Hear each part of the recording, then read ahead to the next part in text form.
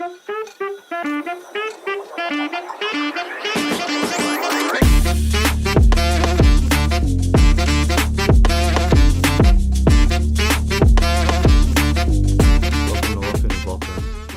name's Lachlan. I'm the host, and the guest today, Nathan Wilson. How are you, sir? I'm really good, Lachlan. Thanks for having me. No worries. First question, what is wisdom? What is wisdom? Yep. The book of Proverbs, in the Bible, chapter 9, verse 10, it says, "The fear of God, Fear of God, is the beginning of all wisdom." Mm-hmm. So what is wisdom in a practical way? Well, wisdom is my ability to sort of, connect two and two, and make the best choice for myself, for others, for my community, for society, in every decision that I make. And the Bible clearly states that there is no wisdom outside of God's wisdom, no true wisdom. There's a lot of things that masquerade as wisdom, that looks like wisdom or sounds like wisdom, but it's not true wisdom unless it's God's wisdom. And that's certainly a theme throughout all the Bible. Jesus says, "I am the way, the truth, and the life. Nobody comes to the Father except through me." Christianity is a very exclusive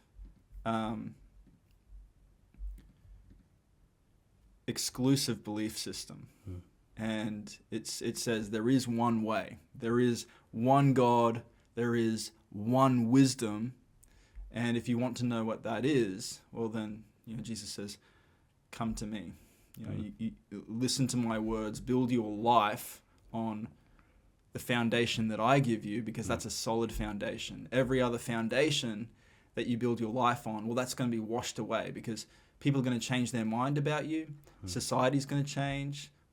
People's political opinions are going to change. People's emotional opinion of you is going to change.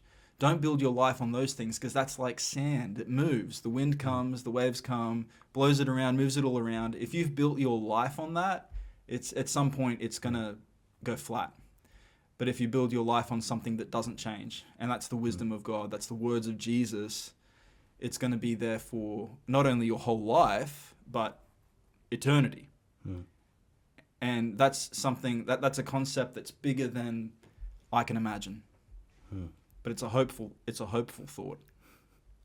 So what's the most profound challenges you face in your spiritual journey? Most profound challenge. The one that comes immediately to mind would be a question of, who do I serve? I'm a very ambitious person. I like to achieve. And I've always been that way. And I feel good about myself when I'm achieving, and when I'm doing the best, and when I'm being the best, when I'm coming number one. And that articulated itself for me in my earlier life, in my career. So I started out, I was in high school, and I was really good at drama, film and TV, that kind of thing. So after high school, I went into acting school at QUT. And it was like the best acting school in Queensland, very competitive. They only took 16 students out of 500 applicants. And I got into this school, and I was, we were kind of like an elite team of actors that were training up together for 3 years. And so I was feeling really good about the way that my life was going, and I pursued that for a long time. And then at some point, and maybe we'll come back to this story in a little bit, at some point it was very clear to me that I couldn't pursue the career that I wanted and also honestly pursue God, because the two were in conflict with one another. I had two masters, because I loved God, but I was really pursuing my acting career. and I wanted to succeed, and I wanted to be the best. I wanted to be great at that, and I couldn't serve God. I couldn't be a servant and also a king at the same time. How does your faith in Christianity shape your understanding of suffering and adversity? Ooh. Suffering and adversity. How has my belief in Jesus, how has my Christianity shaped? Well,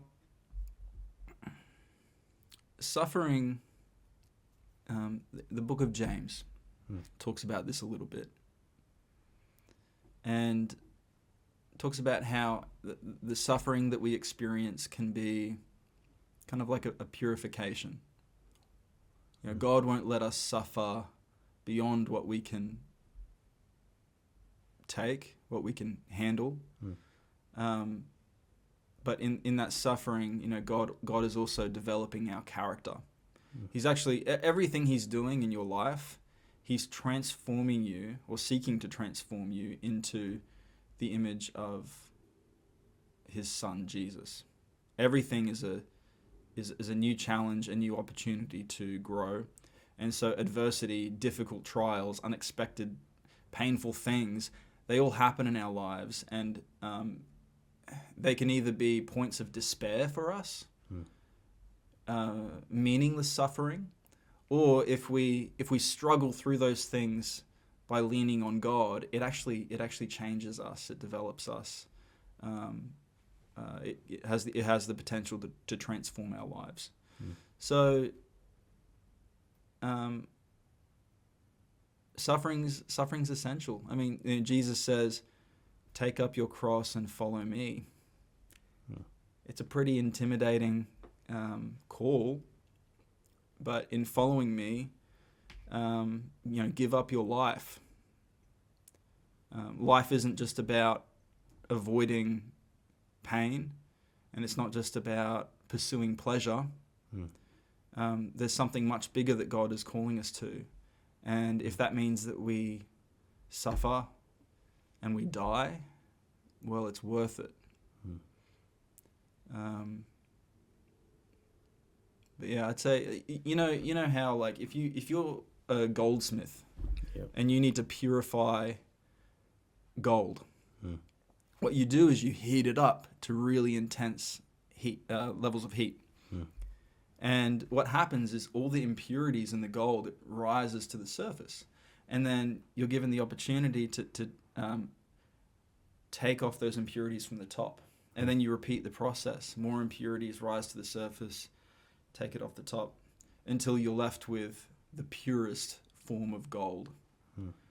And God's doing the same thing in all of our lives. When he heats things up sometimes to points that they seem unbearable, but in doing that, he's causing all of our sin, all of our impurity, all the things that he wants to prune out of our lives. He's bringing all of that to the surface so that he can brush it off, and we're far more pure than, you know, the person that we were before. So anyway, I hope that sort of answers your question. There's a study from Oxford. It said that they done 300 studies on people, and it was like trying to study if there's a positive impact on mental health when you're religious. And they said that 70% of the people there had positive mental health. Wow. Why do you think that is? Wow, that's interesting. Yeah. I'm not surprised, but it's interesting that they did a study on that. Why do I think that is? Well, God didn't make us to have mental health problems. You know, when God made the universe and he made man, he said it's very good. And so mental health problems, unfortunately, like many things in the world, are a result of sin, of impurity entering our world. and so many people suffer with these problems, and the statistic is going up, and there's all sorts of potential reasons for that, whether it be, our diet, or I don't know. I'm sure technology plays a role in all of that. But it's a really relevant question because so many more people than ever are suffering with mental health problems. Yeah.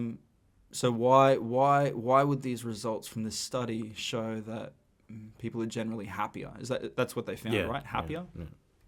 Well, when we have God in our lives, He's a creator God.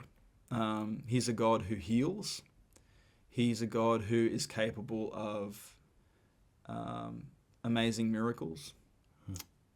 When God created the world, before He created the world, there was nothing but chaos.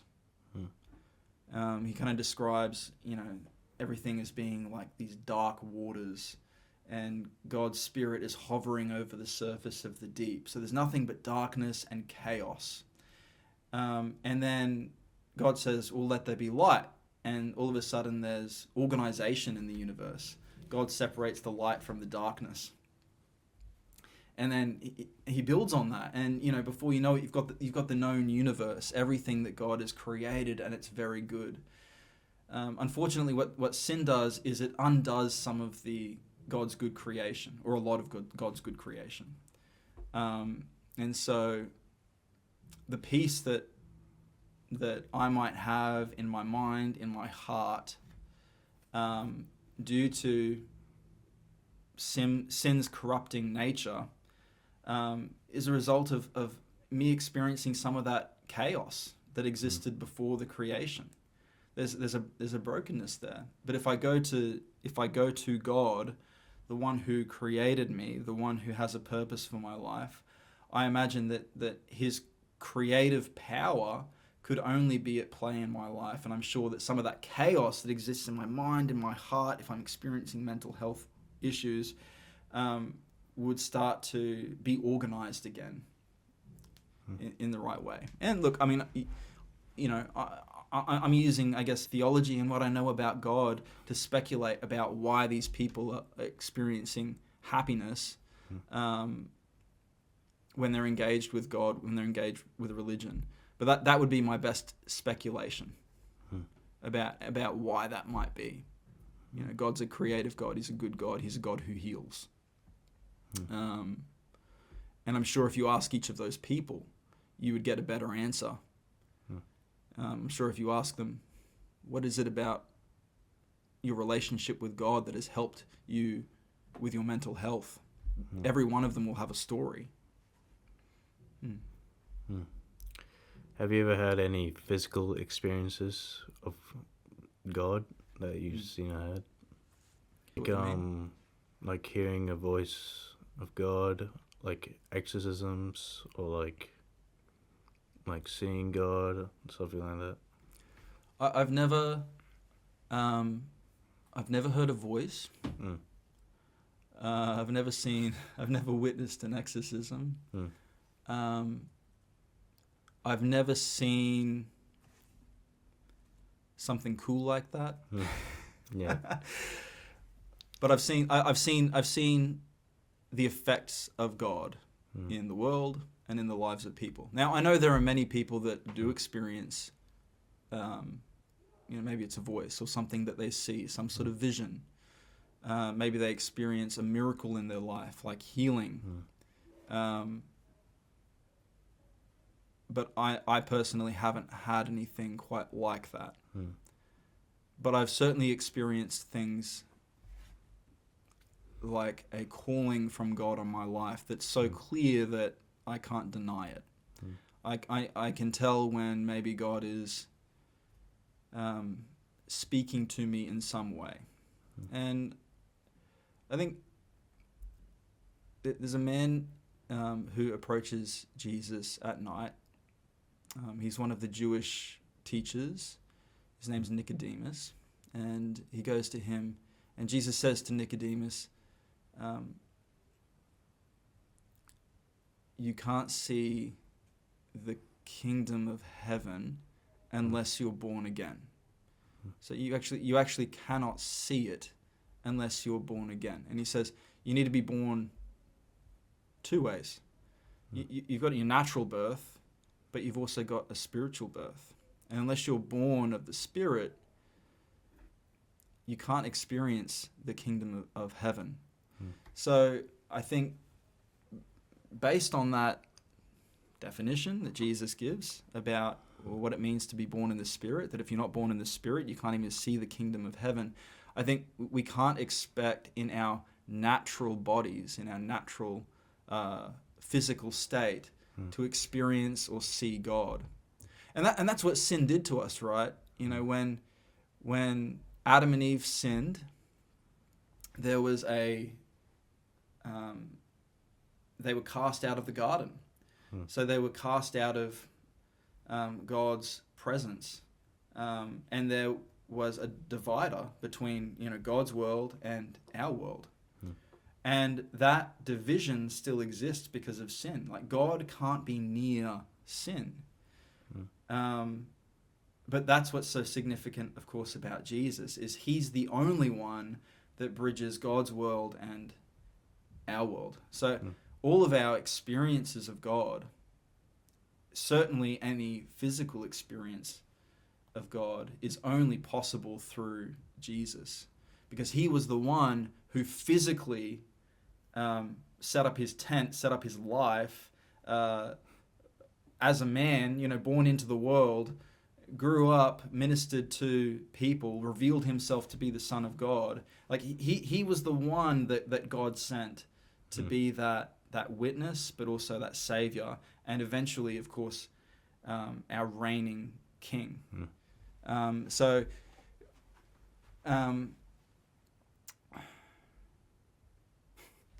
Where was I going with that? I think I don't need to see God to have faith. I mean, our school scripture verse for this year is, "For we walk by faith, not by sight." I don't need to see God to have faith in him. There are many other evidences that I can look to realize that no, God is of course real. I think anybody's fooling themselves to deny the existence of God. It's kind of like a recent thing where people have tried to deny God, but they've done a really poor job of it. And I think now more and more people are actually waking up to the fact that our reasoning was way off. Back to the beginning of all wisdom. Beginning of all wisdom is the fear of God. We lost our wisdom and we started making up these arguments that God doesn't exist. Well, people are waking up to that. The reality that doesn't make any sense. So people are going, okay, no, God is real, and they're sort of investigating, I think, God again in our kind of culture, our pop culture. But now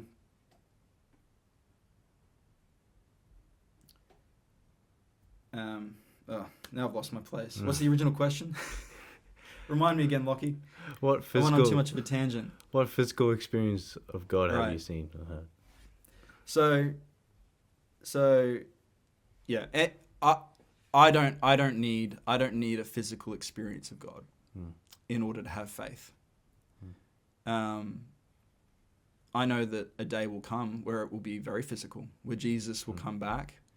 I'll be given a new body, and he will rule over the heavens and the earth, and I'll be there as one of his servants, even then, and it will be everybody will see with their own eyes that Jesus is king, and there's nothing more physical than that. But for now, I walk by faith, not by sight. And what I do see, I see because I've been born again. What I see of the kingdom of heaven, I see because I've been born again. And without giving your life to Christ, there are just going to be some things that you cannot see, and you cannot understand. All right. This is good, Lockie. I'm loving it. Yeah. Good questions. All right. Let's bring a topic that I am most excited to ask you about. Great. So, tell the audience about your experience taking on the role of, what's your character name in Rise? Will. Will. Can you tell me how you got into it? Yeah. How did it change your life? All that stuff. Well, as I mentioned before, I was pursuing acting. Pretty much above everything else. That was my life. I loved acting. It was something that I was good at and I was very successful at. I was doing very well. After I finished university and got my degree, I got an agent very quickly, and they were like one of the biggest agencies in the world. And so I was feeling pretty good about myself. And at the same time I landed that agent, I landed the role of Will from this little Australian movie, Rise. How that came about, I started auditioning for that while I was still in my third year of university. And it was an amazing little project because, I mean, the director, Mac Linden, it's his kind of autobiographical pick. It's about his life or an experience from his life. And he wanted to make this movie, but he was really starting from very little. He was starting from nothing. And he was able to raise money and borrow a lot of favors from all sorts of very talented people in order to get this picture up. And I mean, the fact that he was able to finish that movie on the extremely low budget that he had was amazing. And I've never actually seen anybody in Australia really achieve that level of movie for such an extremely low budget. And yeah, he was credit to him, he was able to pull it off. And we met, I think it was at something called Spark Conference, which is like a Christian creatives conference in Sydney. Oh no, we were still in Brisbane at that time. So we met at this conference, and we got along really well, and so I went along and auditioned, and I met Marty Sachs, who is the other actor, the older prisoner from the movie.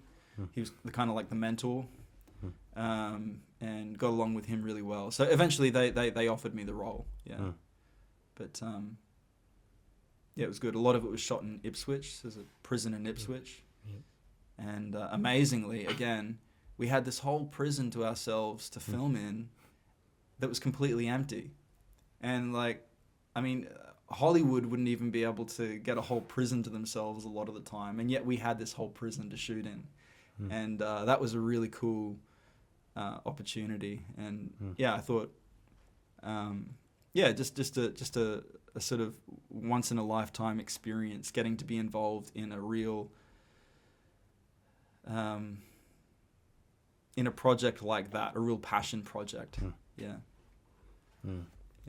So, do you like the movie, the final product?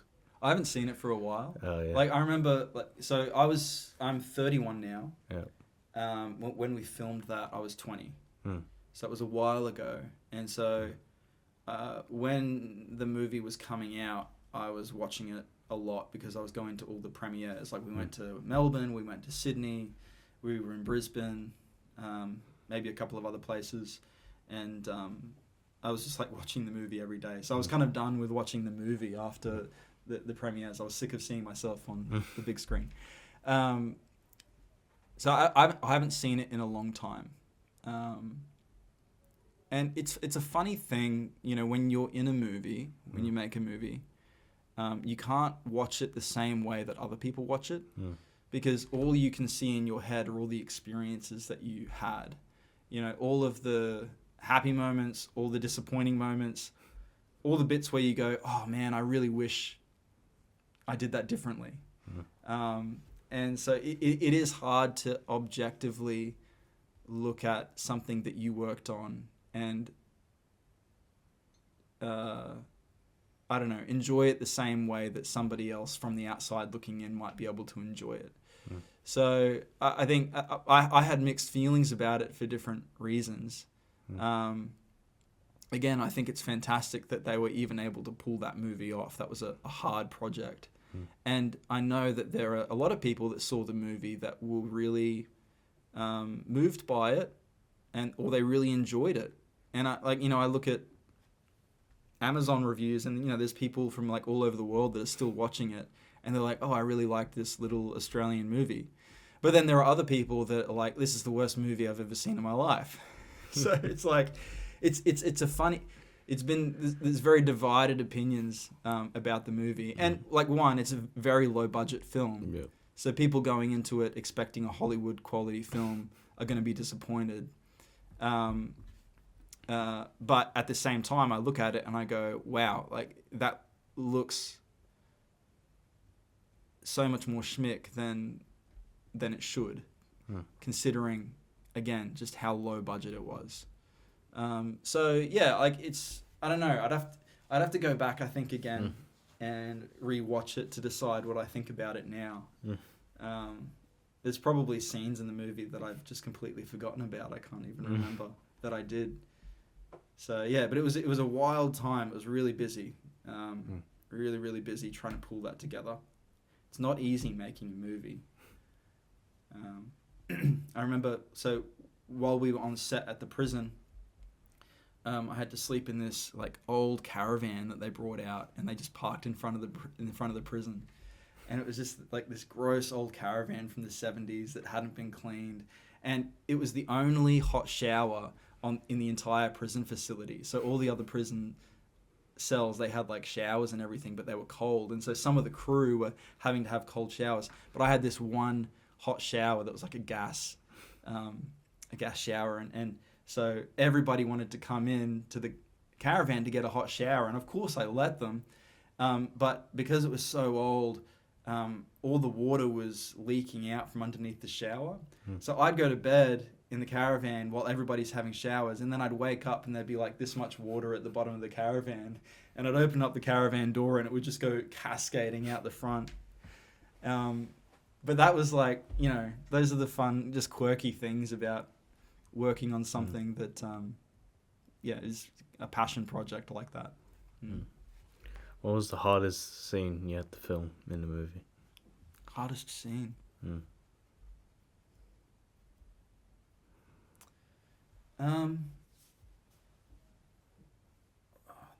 That's a good question. I think I remember I struggled with a certain scene simply because it wasn't working. And like when you're on a movie set, you've got limited time to make something work. And there was this scene where like there's I can't remember his name now. It's like Fung or something. He's the guy in the wheelchair that Will looks after. He ends up getting attacked by a guard, and I remember we just it was really hard to make that scene work. And I felt like I needed to defend Fung when he was being attacked by the guard. I think the director had a different idea, so we were trying different things, and it became a little bit stressful. And in the end, we decided, okay, I'm going to push the guard, and then the guard's going to retaliate and smack me in the face. And that's probably the best way to tell that story, because I think the risk was that if Fung was being attacked by the guard, it would make my character look really weak, and it would make my character look really bad. Like nobody would like my character anymore if I didn't stand up for Fung in the wheelchair and protect him. So we kind of had to like improvise a little bit to just figure out how to make that scene work. And in the end, I think they got it over the line a little bit. But there's a few things like that. And then there's other scenes, like as an actor, you have it's a long day, you're dehydrated, but you don't realize you're dehydrated, and you've just done 7 scenes, and then all of a sudden you're doing a scene in a cell and you're supposed to cry, and it's just like I'm so exhausted, like I can't even think about what happens in the scene. I can't remember my lines. What's going on? It's been a huge day, and okay, now you just need to do this scene where you're really upset. So there's challenges like that, and you just have to make it work. And sometimes as an actor, you come away from something having done your best and you're really happy. And other times you come away and you go, that was the worst acting I've ever done in my life. I hope they can fix it in the edit. Yeah. Yeah. Did you act in any other projects or just Rise? No, I did a few. So I went to Sydney after I finished Rise, and one of the ones I did, probably the other big one I did was a movie called House of Hancock, and it was a TV movie about Gina Reinhardt, the billionaire miner in Australia, and she comes from this very wealthy family, and her dad, what was his name again? I can't remember the dad's name. Anyway, I played her son. His name was John Hancock, and the other actor in there. His name is slipping my mind right now. You know the guy that plays Jurassic Park in the first Jurassic Park. He's the guy with the hat. Neil. Look him up. I'm blanking on his name. Sam Neill. Sam Neill. So Sam Neill was kind of the star actor in that, and so I got to do some scenes with Sam Neill, and that was really cool. Because he was a big actor, and this was like the first movie that I'd stepped into that was not so much like an indie movie. It was a TV studio that was making it, so I was very excited about that opportunity because it's again a very different experience from shooting Rise. Now we were, working with Channel 9.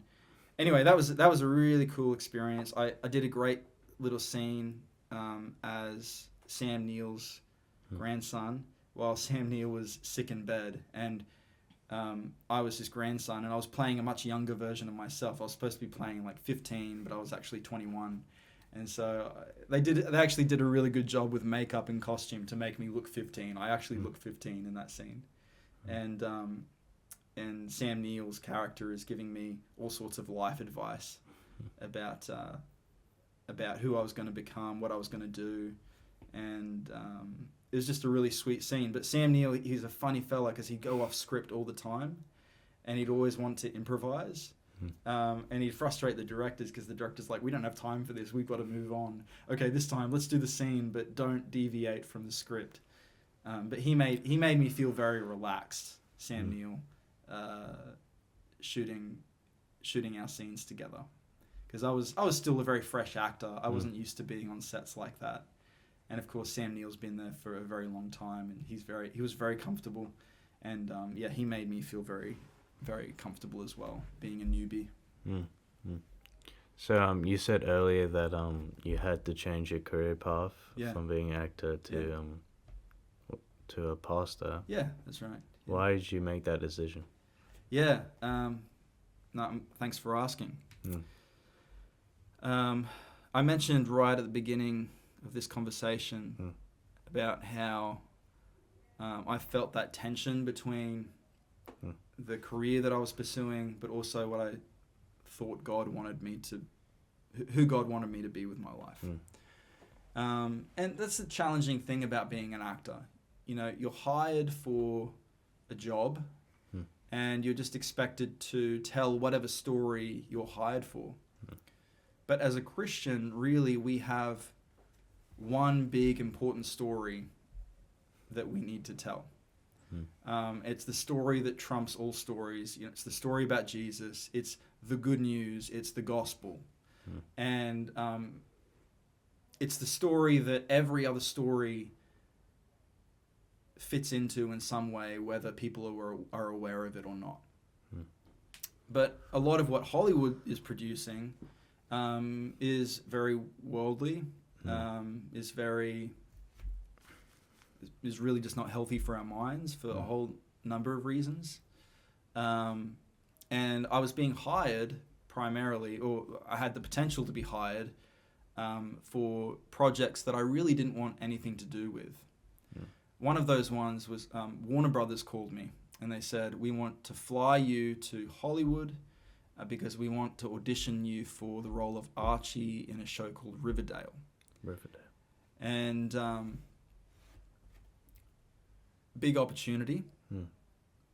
It was a 7-year contract. They were going to pay me, it was something like $21,000 an episode for the first season.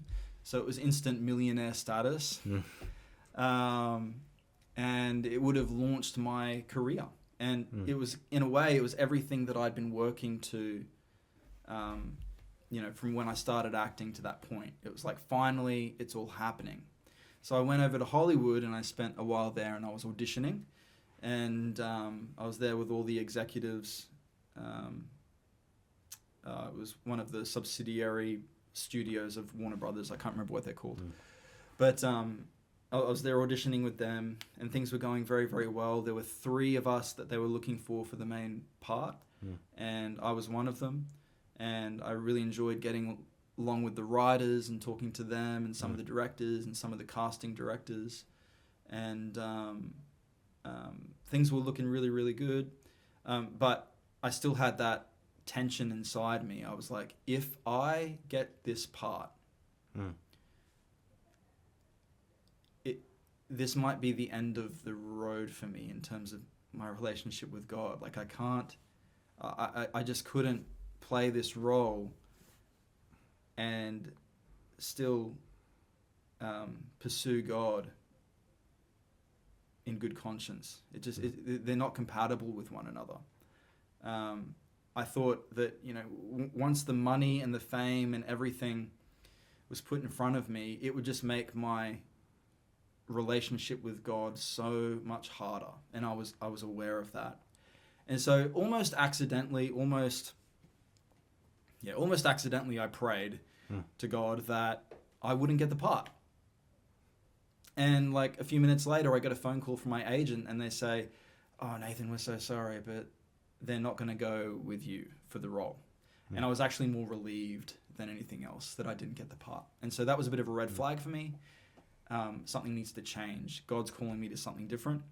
So I went back to Sydney, and then after I went back to Sydney, I went back to Brisbane. I literally packed 2 suitcases, and I got on a train from Sydney to Brisbane. It was the creepiest train ride of my life. And that was all I had. I had like $20 in my pocket left.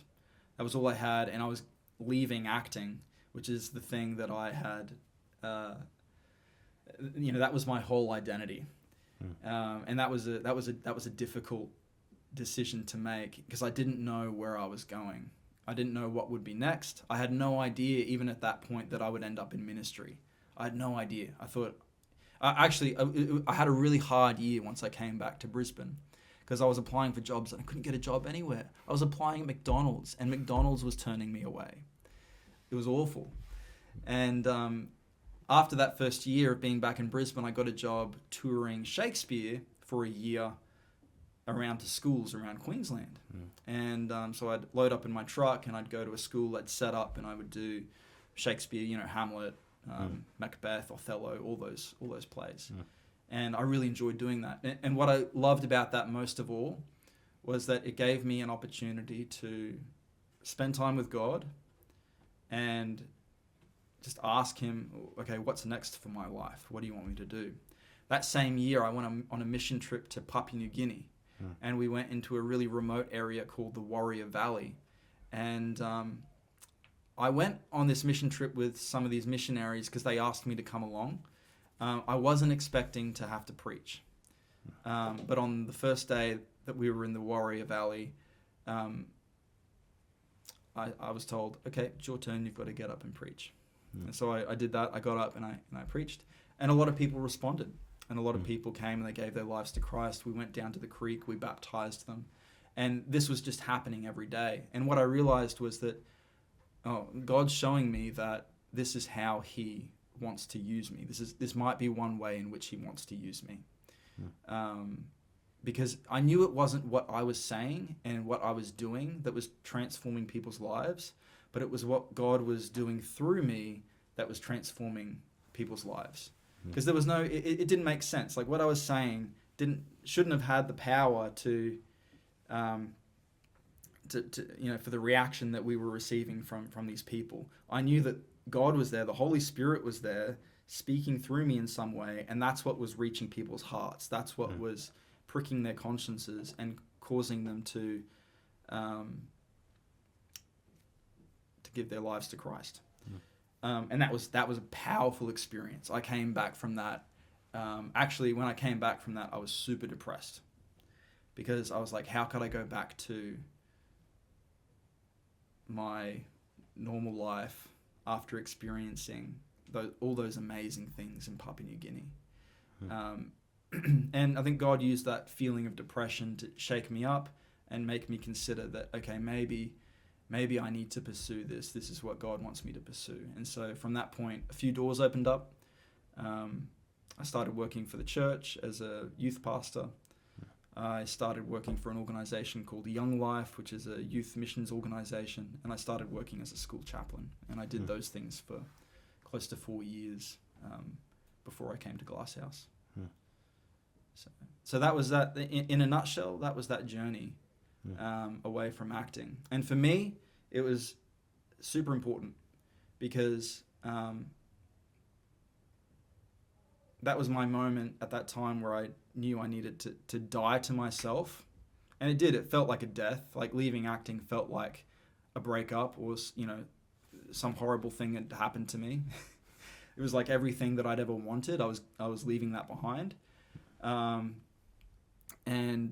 pursuing in faith who God wanted me to be. Because when I hopped on that train, I had no idea what was next. I didn't know, I didn't have a job to go to. I didn't know where God was going to take me. I didn't know that I would end up in ministry. But I had to go on that journey because I had to begin the process of pursuing what God wanted for my life. And I couldn't pursue what I wanted at the same time as pursuing what God wanted. And I think in some way, everybody needs to go on that journey. At some point, you have to look at what God wants and pursue that over what you want. And look, the reality is God always has something. God has a better dream for you than the dream you can have for yourself. That's just a fact. Because God's the creator of the universe. He knows why he made each and every one of us. He knows what things we can spend our time doing that give our lives the most meaning. And I know that I am far more content, far more joyful, far happier working for God in ministry than I ever was acting. As much as I enjoyed those things,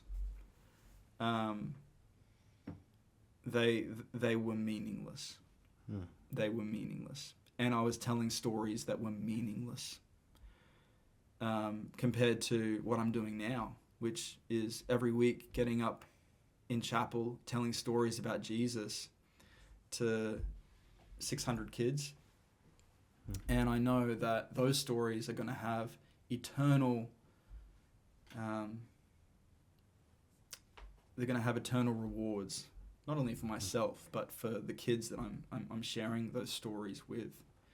Those stories are going to transform their lives. Their knowledge about Jesus is going to transform how they think. It's going to transform their hearts. It's going to transform everything about them, and it's going to set them up on a trajectory in life that is far more hopeful than perhaps the one that I was pursuing, which was my own hopes and dreams as an actor. And, I'm not looking for my reward now. I really am looking forward to my reward in heaven. Now's the time to work. Now's the time to get busy. The harvest is plentiful, but the workers are few. There need to be more people telling these same stories about Jesus, sharing the gospel, because it's good news. It's a better story than any other story that you can pursue for yourself. All right. Let's talk about another topic. Cool. All right. So, why is marriage so important between a man and a woman? You got a lot of good questions. Why is marriage so important between a man and a woman?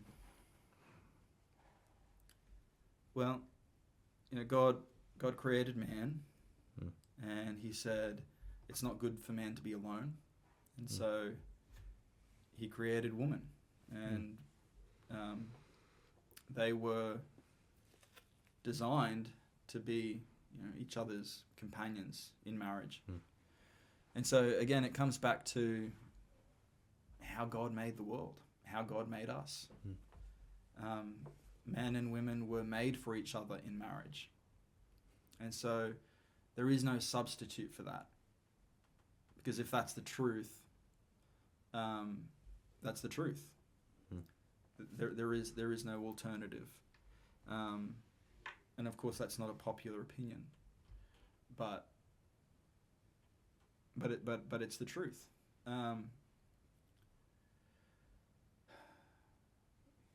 What's your question again? Why is marriage so important between a man and a woman? Why is marriage important? So,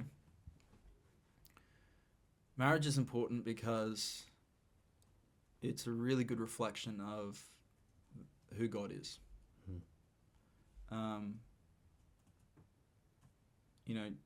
God says that a man and a woman together in marriage are one. And together in marriage, that's a better reflection of who God is than just man or just woman. We get a better picture of the character of God. And there's some interesting things there that you can think about. Maybe I haven't thought about some of these things as much as I should. So I'm sure if you ask this question to somebody else, they'd probably be able to give you a better answer. But here's some of the things that I think about. We serve a God that is one, but he's also three persons: Father, Son, Holy Spirit. And in a mysterious way, God says that a man and a woman in marriage, they're also one. But of course, they're two different persons. And yet, in some way, that marriage reflects the person and character of God. And that's what we were made to do. We were made to be reflections of God in the world. We were made to be his stewards, managers in the garden, managers in his world. We were given a responsibility, and part of our responsibility is marriage between a man and a woman. Part of God's mandate is that man and woman should be fruitful and multiply, fill the earth. That's a God-given command, and I think we should take that pretty seriously. How did you meet your wife, Miss Wilson? Yeah. I met Mrs. Wilson at church. So she came and visited the church where I grew up. So I grew up in a church in the Redlands in Wellington Point. And it was a church that my dad planted about 25 years ago when I was really young. We moved from Tasmania, and my dad, along with a number of other men, planted a church there in Wellington Point. And so I grew up there, and when I moved back from Sydney, that was the church that I went back to. And Katrina came along, and she just visited one day, and that's where we met. I think we actually met. The first time we saw each other was actually at a church Christmas dinner. And I remember I went up to introduce myself to Katrina, and I held out my hand and I said, "Oh, hi, I'm Nathan." And I don't know if she did it on purpose or if it was an accident. She says it was an accident, but she just completely ignored me. And the funny thing is I'm standing there with my hand out to shake her hand. Everybody else saw it except Katrina. So that was the first time I tried to introduce myself to Mrs. Wilson. But later, we did meet at church, and we got along, and I think we dated for about a year, and then we got engaged, and shortly after that, we were married. So we've been married for 5 years now. 5 years. Yeah. What's the challenges of being married? Well, the challenge of being married is, you no longer. It's just another way in which you're no longer just living for yourself or making decisions for yourself. You need to consider the other person in your life, and you need to take seriously the commitment that you've made in marriage, and you need to take seriously how seriously God takes marriage. And it's a weighty responsibility, because everything that I do has an impact on Mrs. Wilson, and everything that she does has an impact on me. And so in everything, we need to consider one another in the choices that we make.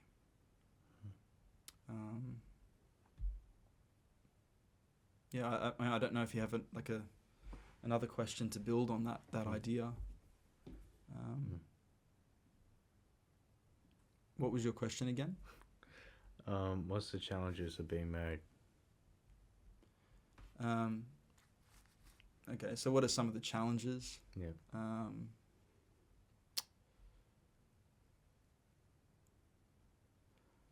Well, I mean, I suppose, even though you're married, you're two different people. And so you've got different ideas. And so learning to work together, to serve one another, to find out what each other needs, that's just an ongoing process. I've been married to Katrina for 5 years, but there's still a lot of things that I'm learning about her and, what she needs. And she's doing the same with me. We're still getting to know each other continually. And I imagine that process will continue for as long as we're married. And, there's something beautiful, when you look at a married couple who've been together for a very long time, for many decades, and they just know each other really, really well, and they're in sync. That's something that's beautiful. And they didn't get there by accident. They got there through an enormous amount of work and an enormous amount of self-sacrifice, and because they learned how to love each other. I don't think that's not an easy thing, and it's not something that many married couples are successful at, sadly. How do you and Katrina prioritize good quality time together? That's a good question. How do we prioritize quality time? I think it comes back to not taking the other person for granted. Recognizing that actually, no, I do need to set aside time to invest in this person, invest in my relationship with this person. It's like when you're going on a date with someone when you first meet them, we understand that, right? We understand I need to go out with this person to get to know them better, to see if we're compatible with one another. But I think, the temptation can be once you're married, you sort of don't make the same effort anymore. But I think in one way that's the key, is just continually pursuing the other person. Don't give up on the pursuit. Set aside time. Don't let your holidays go to waste. If you've got some time off that you can go out and do something, have an experience together, do that. And that's a hard thing, and it's getting harder, I think, on families because everything's so expensive, and it's like every household now needs to have, both people working full time just to kind of pay your bills and get by. There's a lot of pressure on families right now. I think that's really sad. I think that's really unfortunate, and I think it's the result of our broken world. I think it's the result of us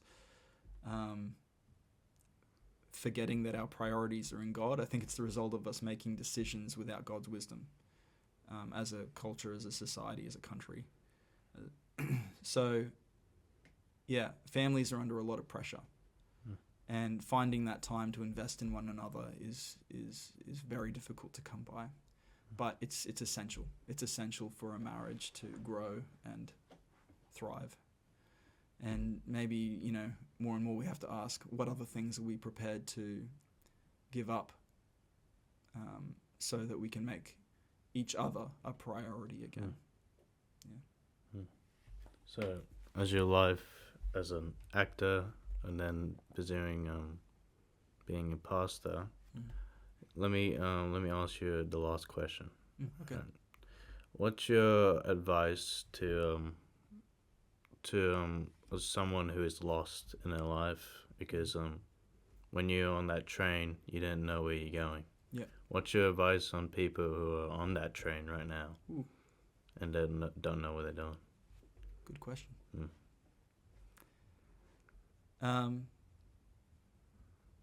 Well, it's not up to you to know where you're going.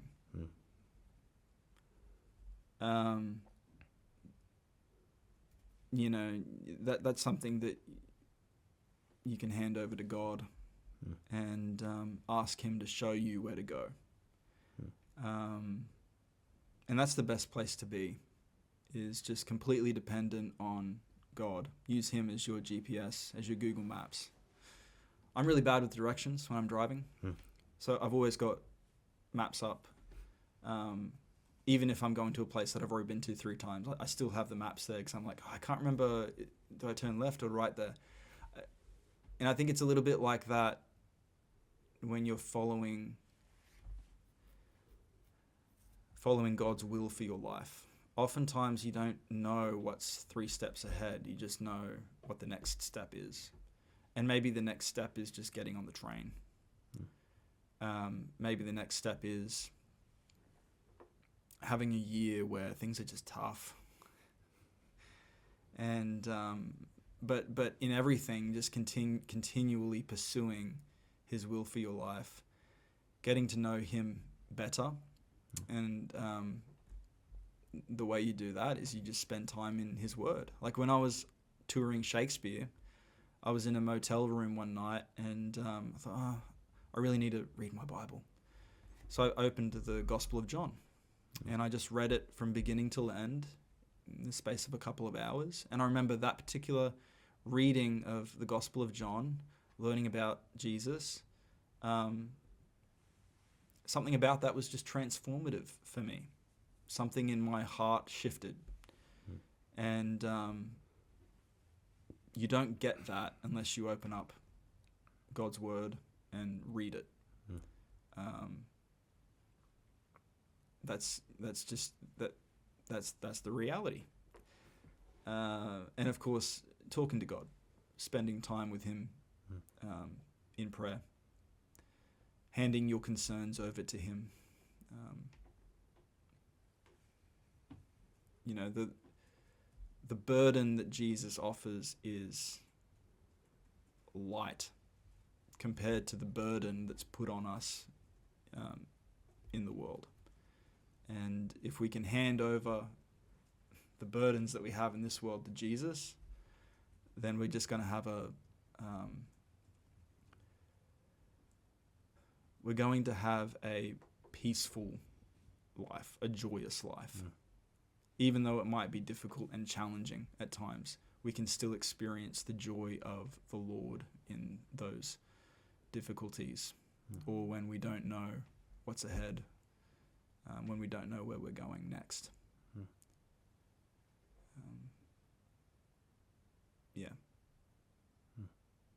Just pursue God. Pursue God in every way. That's all I can say to the person that's on the train and they don't know where they're going. Well, thank you for being here and telling us Thanks, your story. And thanks for the chats. It's been good. How long have we been going? Like an hour, I think. Okay, decent. All right. Appreciate it, Lachlan. Hope you enjoyed that episode, and this is Lachlan of Lachlan.